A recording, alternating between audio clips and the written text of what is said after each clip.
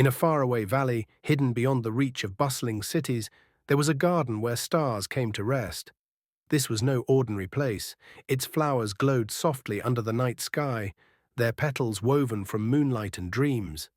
The villagers called it the Starweaver's garden, for it was tended by an old soul named Eira, who knew the language of the stars. Eira was no taller than a child, with silver hair that shimmered like the Milky Way. Every night she wandered her garden, her bare feet brushing the cool grass. She carried a basket woven from willow branches, and in it she collected fallen starlight, tiny specks that drifted down like fireflies, too gentle to burn. One night, a young boy named Theo, who could not sleep, slipped away from his village. His mind was heavy with questions. Why did the days feel so long, and why did his heart feel so restless? He wandered until he reached the garden's edge, where the air smelled of lavender and hope. Theo paused, his eyes wide. The flowers pulsed with light, some golden, some silver, some as blue as twilight. A soft hum filled the air, like a lullaby sung by the earth itself. Eira appeared, her smile warm as a candle's glow. "Welcome, Theo," she said, her voice as gentle as a breeze. "The stars told me you were coming." Theo blinked, surprised. "How do you know my name?" he asked. Eira chuckled, her laughter like the chime of distant bells. "The stars know everyone's name. They see your dreams, your worries, your hopes. Come, walk with me." She beckoned and Theo followed, his bare feet sinking into the soft earth. As they walked, Eira told him the garden's secret. Long ago, the stars grew tired of shining alone in the vast sky. They longed to share their light with the world below.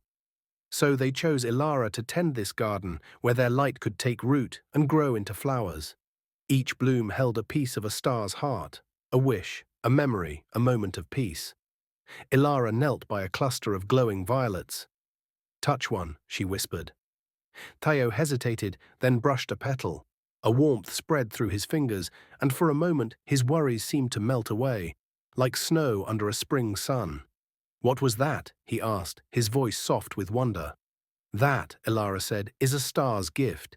Each flower holds a piece of light to ease a heavy heart. Pick one, Theo, and tell it what troubles you."